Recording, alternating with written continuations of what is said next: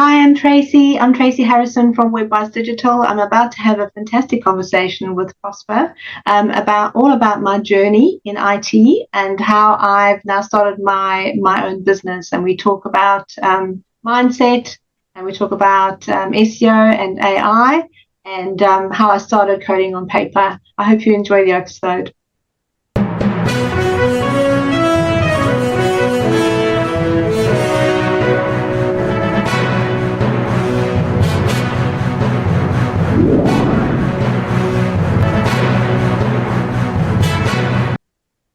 Now, welcome to yet another exciting episode of the Online Prosperity Show, your go-to platform for entrepreneurs and business owners that are aiming to elevate their online presence. I'm your host, Prosper Taruvinga, and today we're going to be diving into the digital realm with a guest who actually transforms outdated websites into powerful business tools. Now, Tracey, how are you doing today? Hey, Prosper. I'm really good. Thank you for having another conversation with me. I appreciate it. The pleasure is all mine. You literally are an internet explorer, right? I mean, you were there right at the beginning of it all. So wouldn't it be befitting to actually have somebody like yourself to, guide us through what is now happening on the internet right now? Now, for those that are wondering what I'm going on about, Tracey Harrison, the founder of Webwise Digital, comes with over 25 years in technology and project management. And this has been across 3 continents. And Tracey now dedicates her expertise to helping small businesses in Brisbane and beyond to establish a strong online footprint. Now, her approach is personal, straightforward, and also tailored, that ensures that each website not only looks good, but also drives visibility, credibility, and profitability. And as I said earlier on, Tracey actually began her tech journey while she was coding mainframe banking systems. And that was way back. I think that was when they used to write code on paper. And, they actually brought it all together and made the banking system actually work. So talk about old school precision, which now meets modern innovation. I can't wait to jump into all of this. And so if you've ever felt that maybe your website isn't pulling its weight, or you're just curious about how a well-crafted or well-structured online presence can actually transform your business, I encourage you to stay tuned, because this episode promises insights and actionable advice that will leave your business profitable and enjoyable. Now, Tracey, I could go on and talk about things that I'm not even qualified to talk about. 25 years and, still in the same industry. What keeps you doing what you're doing? I think I just love the fact that computers just tell you what they do, what you tell them. And if it's not working, either you've told it the wrong instructions or the data's wrong. So I think it's a good, it's something you can rely on. It's like maths. I loved maths at school, one of my favorite subjects. 1 + 1 is 2 normally, anyway. But yeah, it's the numbers are reliable, and then the complexity that comes in with IT, computers, that sort of thing. It's people, because that's the one thing that is the most complex aspect of the work that I've done over the many, many years. Absolutely. And I love that so much, because what do they say? Garbage in, garbage out. If you put in the wrong inputs, you actually get the wrong outputs there. So you mentioned mathematics at school. Was that the favorite subject? Yeah, I loved maths. I think I should have been an accountant, because I love crunching numbers. I love spreadsheets. I love it, and I also love a challenge. And I remember at high school, my teacher met with my mum, or my dad, can't remember, and she told my mum that Tracey is a B student. And I went, "You have got to be kidding me. No way." Then I managed to get an A, and it was one of the few A's that I got. But I just thought, well, you're not going to tell me I'm not an A student. I love maths. I'm going to do well. So yeah, I've always loved maths. I've loved numbers. I've loved logic. I love puzzles. I love watching trivia. I just love that. That's a bit competitive as well. But yeah, I love all that aspect of my work, and how to have fun as well. Absolutely. I mean, it's quite you know what they say, when you love what you do, it never feels like work. Some other kids, find it very difficult handing in their maths paper and just getting graded an F because maybe they don't actually love it, and so they don't put the effort in getting it right. Now, when were you first sort of introduced to computers? Yeah, so that is also very interesting because when I left school, I wanted to be a doctor. Hmm. And I did 1 year of university in Johannesburg. And after that year, I applied to medical school, and I didn't get in. And only many, many years later, actually, probably only a couple of years ago, I was on the phone to my mum, who lives in South Africa still, and thank goodness for WhatsApp, because now I can call her for free. And I was just telling her, I don't know why we were talking about it, and universities today, and is it worth it, and my journey in university, which only lasted a year. And she said, do you know, Tracey, why you didn't get into medical school? And I said to her, well, actually, I thought it was because I wasn't good enough. And for all these years, I've believed I wasn't good enough. And she said, no, that is not the case from my understanding. And I said, oh, really? And she said, it was because they didn't want to lose all of the good students to leave overseas. South Africa, as you know, a lot of people were leaving overseas. She says they didn't, and because I had a British passport or access to one, my father is English, they knew that I could get a British passport and leave the country. And so I think they were, when they chose who they were offering a place to at university, I didn't get one. And I think she said that was one of the factors. So that was interesting, but I think that I believe that things all happen for a reason. And she saw an advert in a newspaper for an organization called Van Zyl and Pritchard, and they offered computer courses in Johannesburg. It was a 3-month course, and they taught us how to write COBOL, how to design and write COBOL programs, which were very much used in banking and insurance companies in these big IBM mainframes. So I thought, well, they didn't accept me into medical school, so maybe I should try this computer science thing, which was very, very new at the time.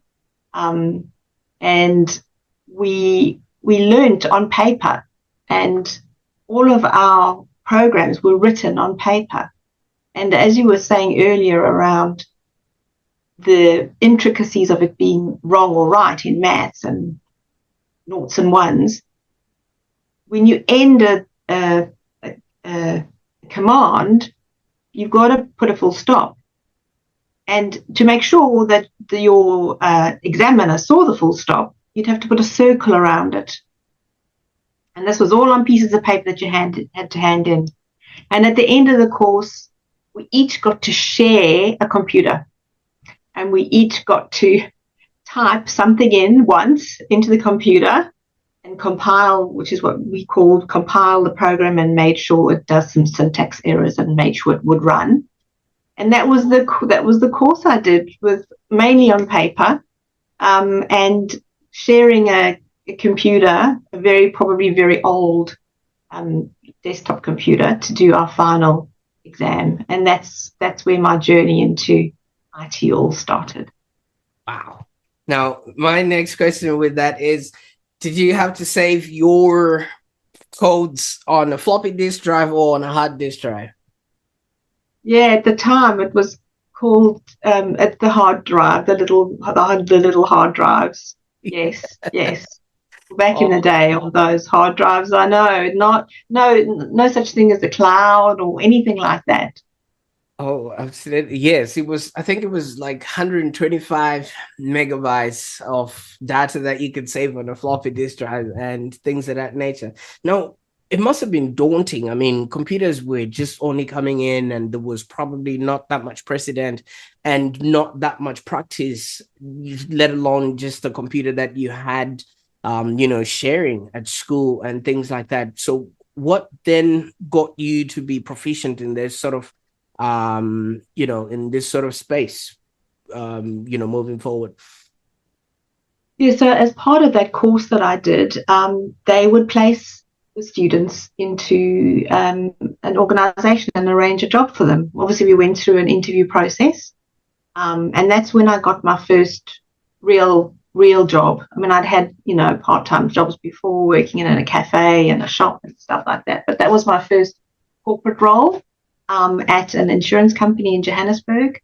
And yeah, it was just an amazing experience. I'm so grateful. I just grabbed that experience with both hands. I met wonderful people, great mentors, and I really, really learned on the job.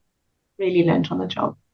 Absolutely. And if you started back then when it was just that dark screen on a computer, and I think the code was C:\\, and then just that cursor flashing in front of you, there has been so much transition up until the computer that we have right now. Just over the weekend, I was just watching my little girl going through stuff, and she was showing me everything on the phone, and I was like, I needed a manual to just understand a big computer before, but now they can just open it and start working with it. What has been your favorite sort of growth or transition in this technological space that you obviously are happy that it happened while you were watching?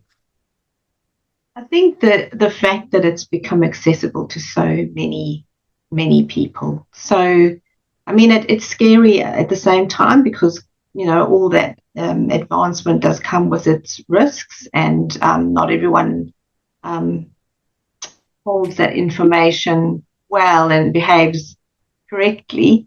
But I mean, I remember when I first moved to the UK, I didn't even have a phone. I don't think I even had a phone. And nowadays, there's a bit of entitlement, I think, with children. Yeah. They have so much access to phones and computers, and it's making us able to do things a lot quickly and a lot more efficiently. We have access to so much more information compared to me. I remember at school going to the library and checking out a library book and photocopying the libraries and going to the Encyclopedia Britannica and all that sort of thing.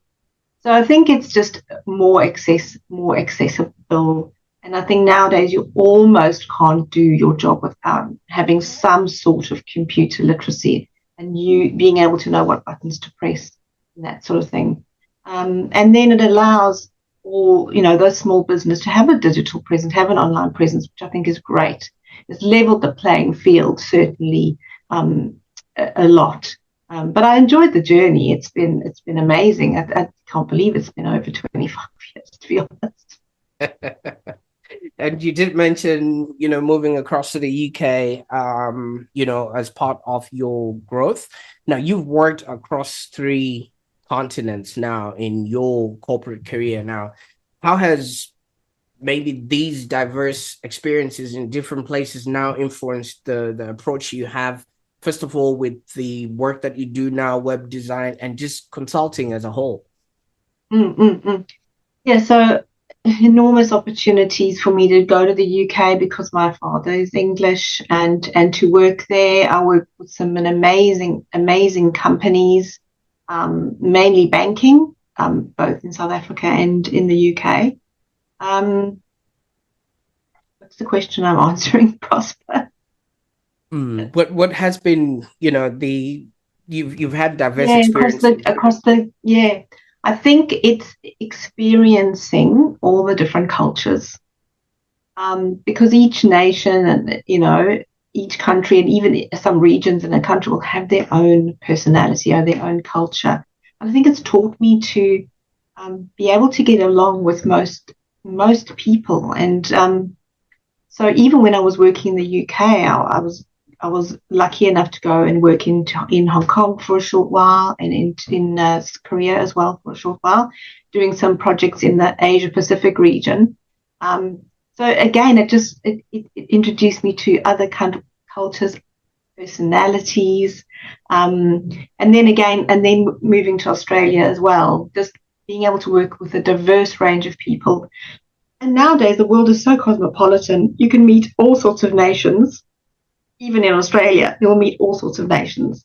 So I think that working in different countries and different organizations has given me a good practice to work with lots of different kinds of people and to get to know them as well. I have connections all over the world, which is amazing. Absolutely. But all of this sort of like kind of works if you are putting it all together. If we put it all together, you started your business at age 50. And, you know what I mean? A lot of people would probably be thinking, nah, I think that's a little bit too late to even venture into that sort of world. You've done your part and things of that nature. And I think that was very bold for you to get into, a whole different world at age 50. Some people are already looking, I'm about to retire, I might as well just see it through. How did you get this going, and were there any fears with you starting this late in life? Yeah, often you talk to people and they say, I wish I'd started it earlier. I'm not sure I wish I started it earlier. I'm very happy with the journey that my career has taken. It's had its ups and downs, definitely.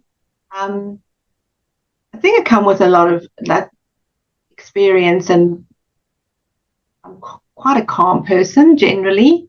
And I think my experience with working with a different range of people and my knowledge and my experience across the different organizations and business types has meant that I felt it was time for me to do something I'd been thinking about for a while, but hadn't felt enough impetus to actually make the change.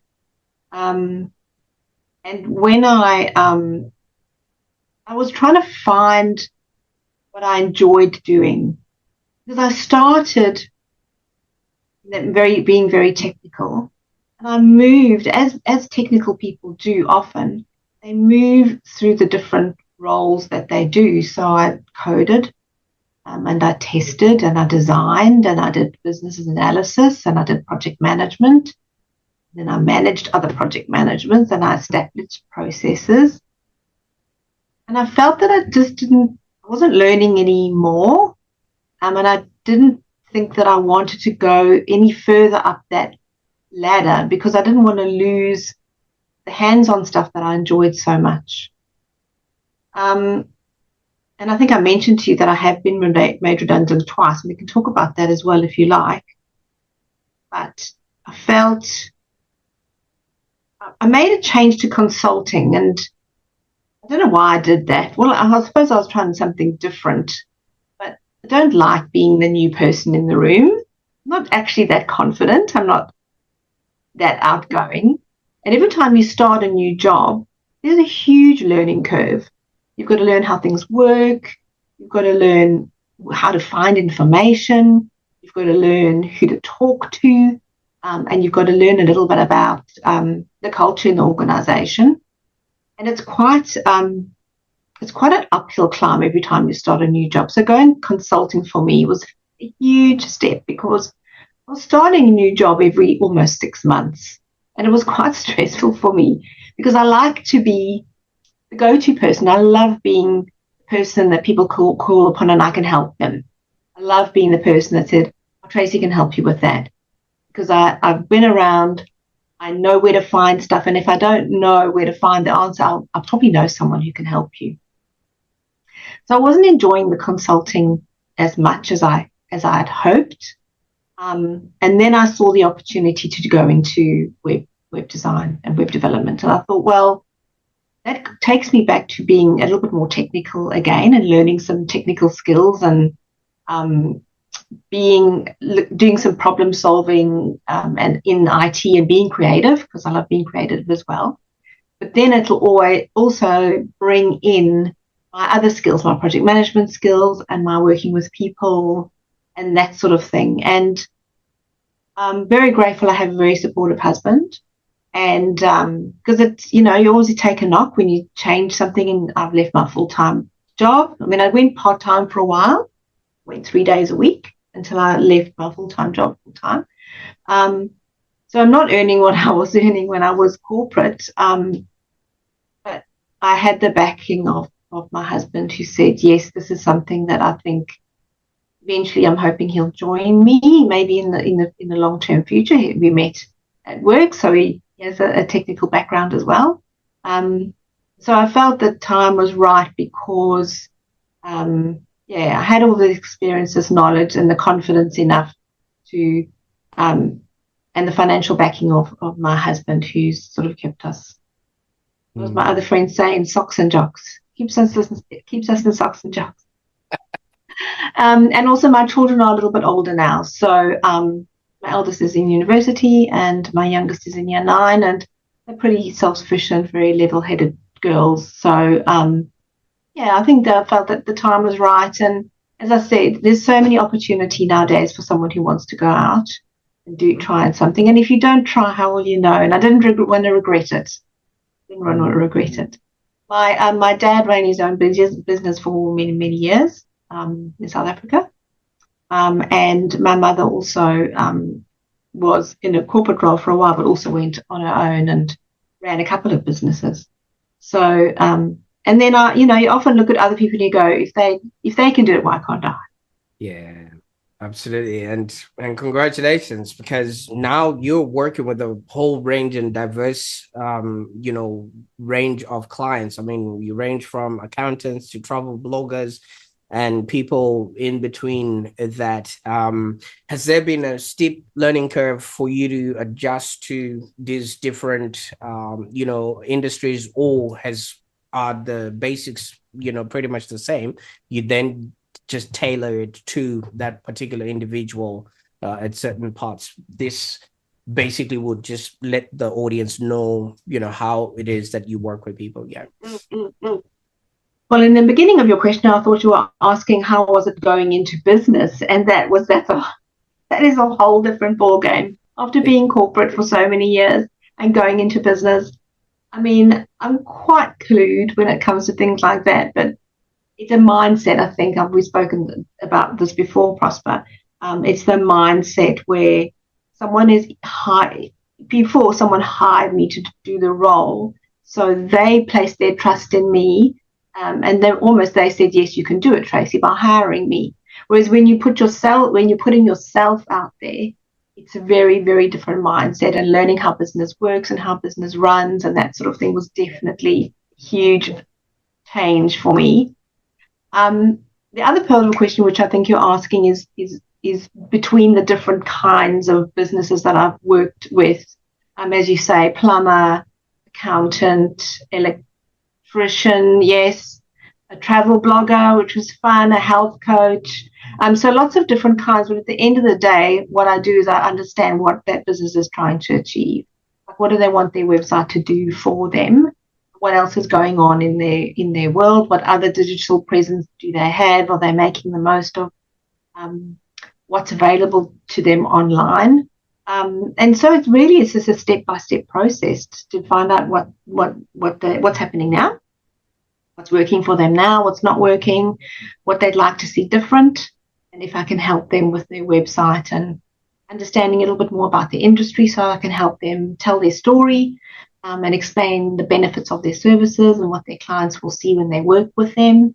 And then, following on from that, the technical part of building it and making sure Google can find them and that sort of thing. So, yeah, it's I'd like to niche down a little bit more into professional services, but I'll always be open to people who are local businesses who want to get a better online presence and also figure out how their website's actually working for them. And some people don't even know if it's working and if they're being found and what they're being found for. So giving them some insights into that, I think it's useful. Because it helps them understand what they should do, if anything, and what changes they should make, what enhancements they can make to help their business. Because at the end of the day, they want their business either to grow or be sustainable, generally. Absolutely. Now, you actually mentioned the importance of mindset in entrepreneurship. How do you maintain yours? I surround myself with positive people. I think that's the key thing. I joined Business Network International, B&I, based on the recommendation of someone that had mentioned it to me a few years before I started my business. And I think because I missed having a team around me. You know, I mean, at working in corporate, you've got people around you. You say good morning to them every day. I'm quite a friendly person. I love to be around people. And so I'm often alone in my office. I'm here at home. So I think surrounding myself with other business people who can answer any questions I have about running a business, giving me some advice. And a lot of the times when I'm asking for support, I'm normally asking for encouragement. Because often we are very capable people. We just need someone else to put the mirror up and say, yes, you can do it, Trace. You can do it. Keep going. Don't give up. Just to give a little bit of motivation and encouragement. And I'm a great encourager myself. I love to encourage and motivate other people. So often that's just what sometimes you need in return. You know what you just said there? You simply encourage others, or you simply educating others, or you're simply enabling others. What am I trying to spell there? It's an acronym for? Oh, the simple stuff. Yes, if I say simply educating others, that becomes an acronym for? Oh, SEO.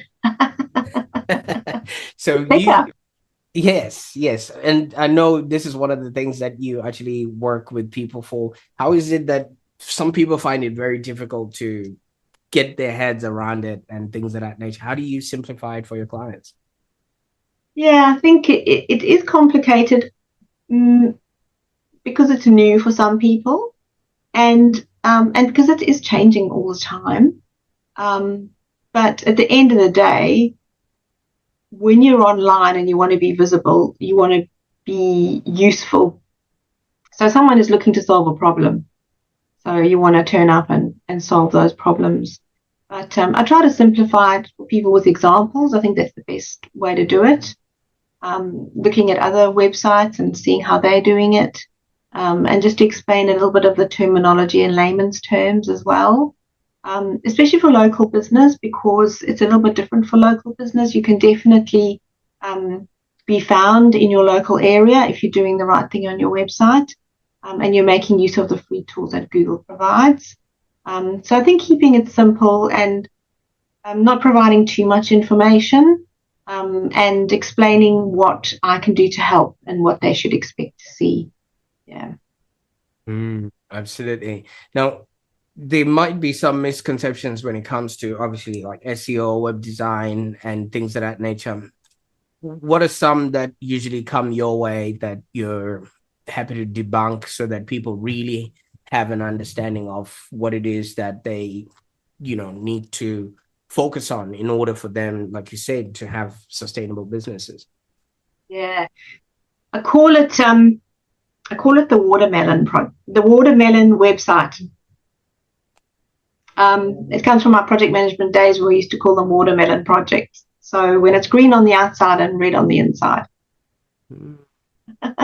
So I think, unfortunately, some people will go and they'll have their website built, and even though it looks great on the surface, and it might be pretty and colourful and all those lovely things, underneath it's not actually doing what it needs to do.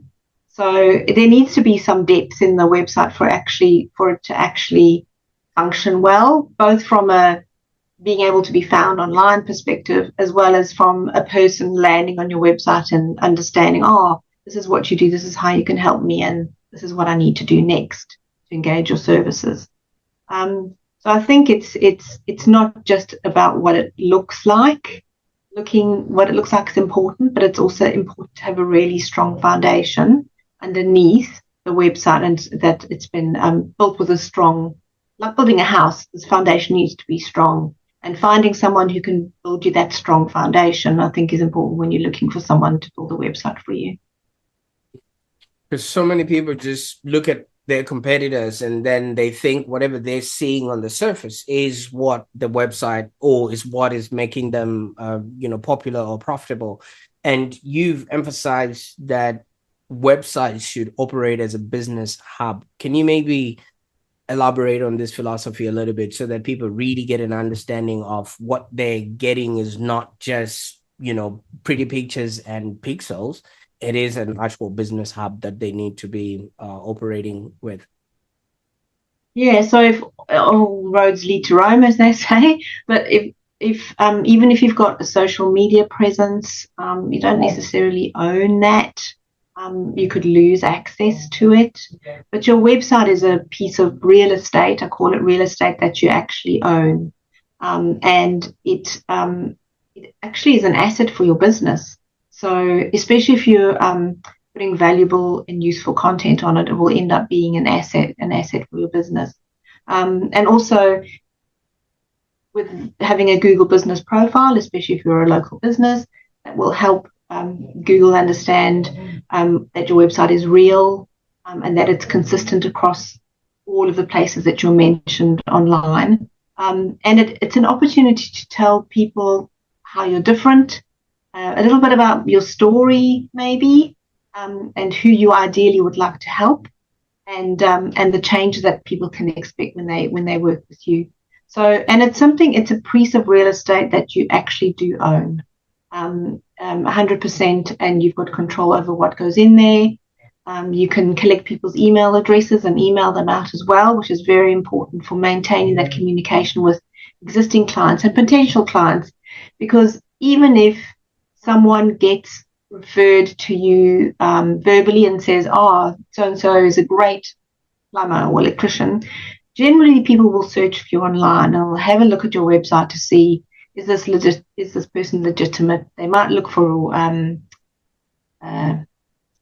testimonials or reviews, that sort of thing that you can put on your website. So it's your opportunity to tell people about yourself, and you own that, and you can tell the story that you want to tell and make sure people know what to do next to get in touch or buy your product or whatever it is they need to do.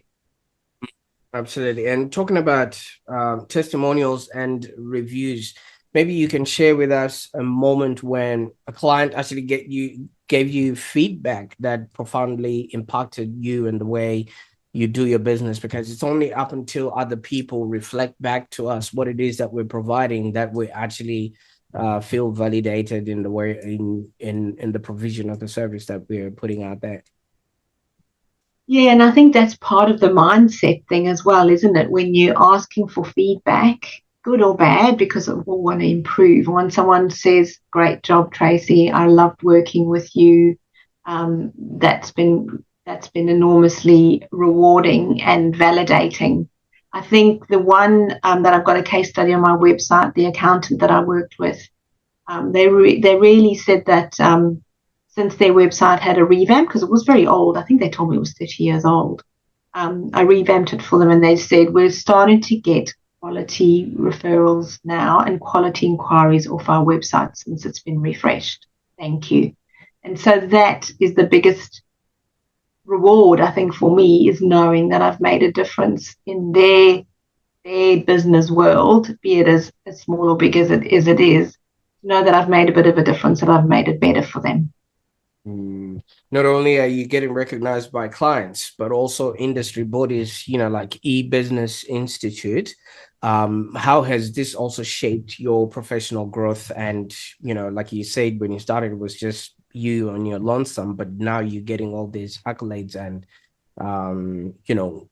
responses from people and institutes.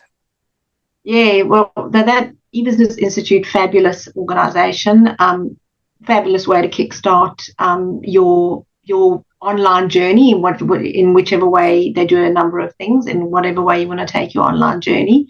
And honestly, whatever you give in is what you're going to get out, because participating in the program, doing the challenges, um, taking advantage of the coaching they provide and the community there as well, means that I got the awards that I got when I finished the program with them was a mark of approval for me.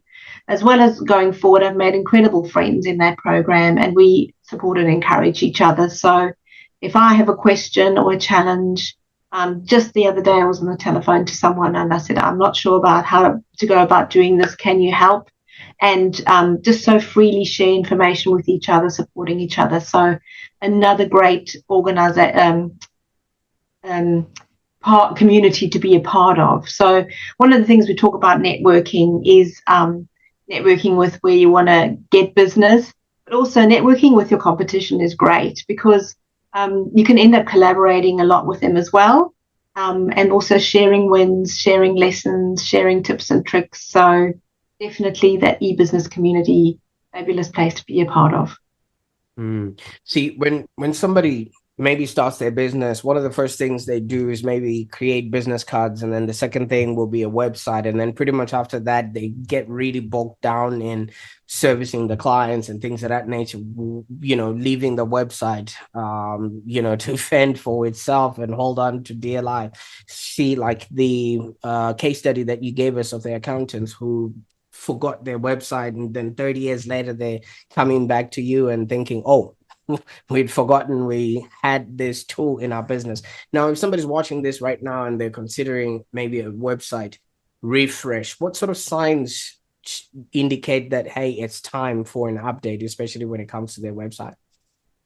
Yeah, I mean, in that example, to be fair on them, they bought the business.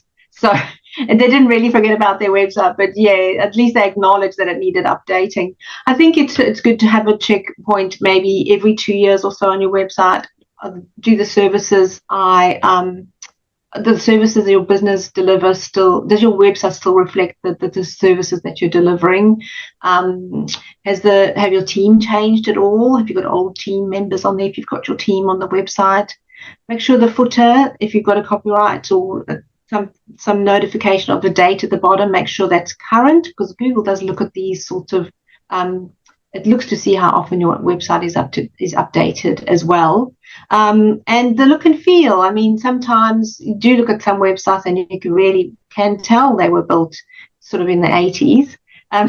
So maybe just make sure it's looking fresh and modern, and reflects the kind of clients you want to attract, I suppose. Absolutely, because our clients are also going to other websites. Let's say they are, the kind that can buy a Mercedes or a BMW. They would have just come back from the BMW website or an equivalent, and they're coming to yours and they're like, I'm not sure if this represents the kind of person that I am, and things of that nature. So thank you so much for obviously pointing us to that. Now, if somebody wants to get in touch with you and maybe get started on their journey, where would they go, or what's the first thing that they need to or where can they look on the internet? Yeah, so my own website is there. It's webwisedigital.com.au. And you can email me there or send me a form or even book an appointment online. Happy to have a chat to someone who's wondering how their website's performing, and just to see if we're a good fit.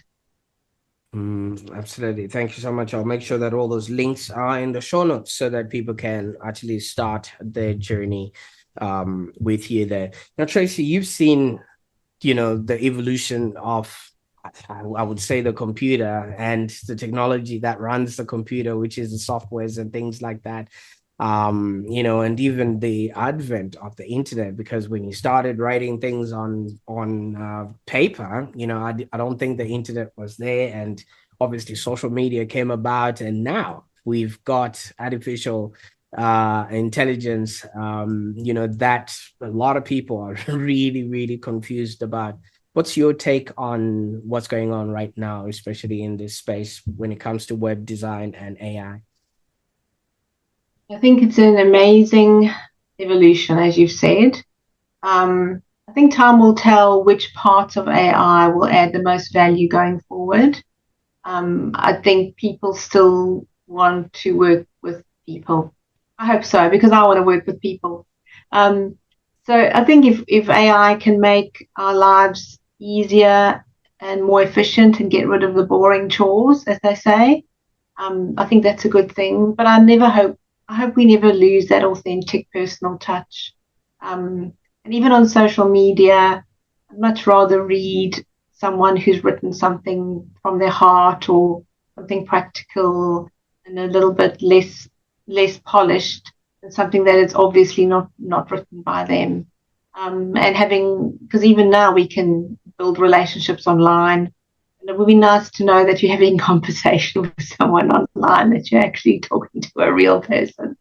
But when it comes to your website, with the AI overview now in the search results, I think it's making sure you're answering people's questions. What are people asking? Answering people's questions, being real, and also using a range of digital marketing. Not just relying on one thing. I think now we just have to make sure we're touching be where your clients are hanging out. So if they're not on TikTok, don't go on TikTok, but be where your clients are hanging out. Answer people's questions in forums and groups. That will be very valuable. And have your website. Make sure it's there in case people are searching for you and they land there. They can see you're a reputable company. If you're hiring staff, they can see that you're a reputable company as well. So it does fulfill a whole bunch of needs. So yeah, real people. Think I'm all about being authentic. So I hope that AI doesn't take that away from as we progress into the future and making the most of it. I think people should just ask themselves, do they enjoy it when they call their bank or their telephone company and they're just being passed around to either robots or like a phone tree up until they get to wait another 20 minutes just so they can speak to a real person?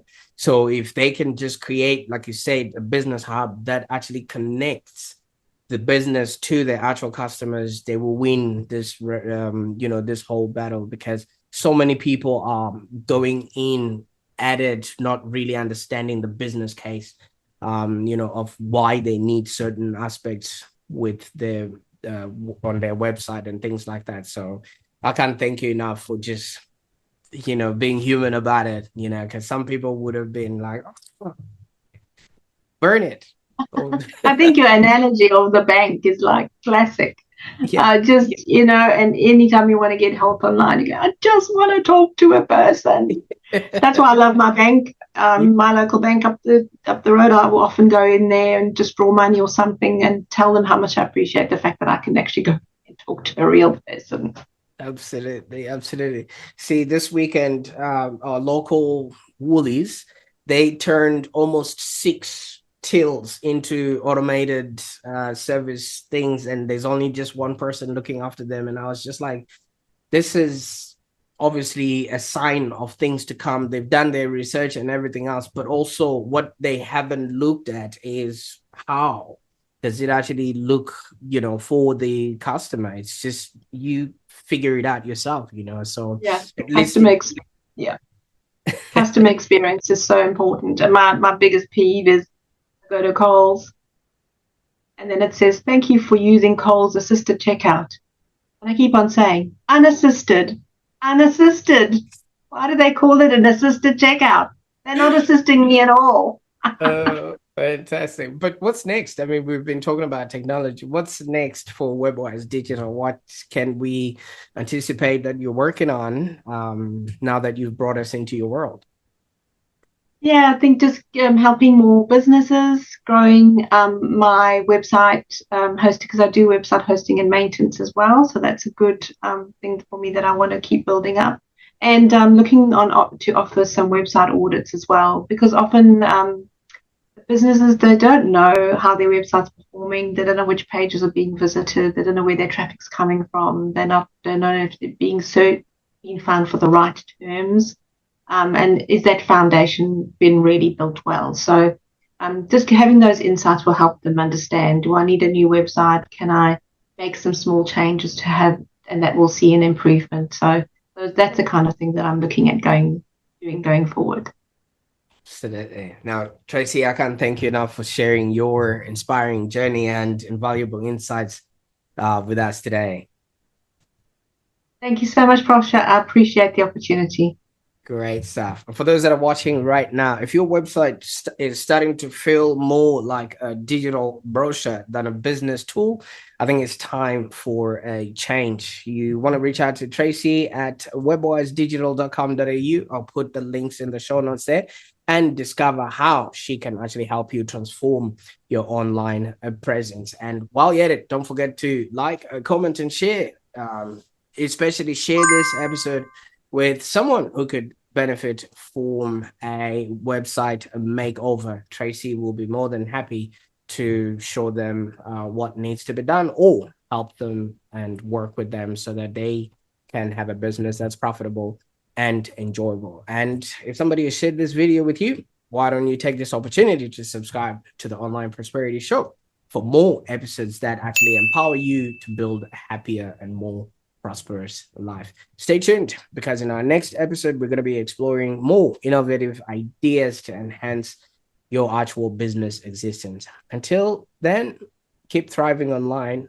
Bye for now.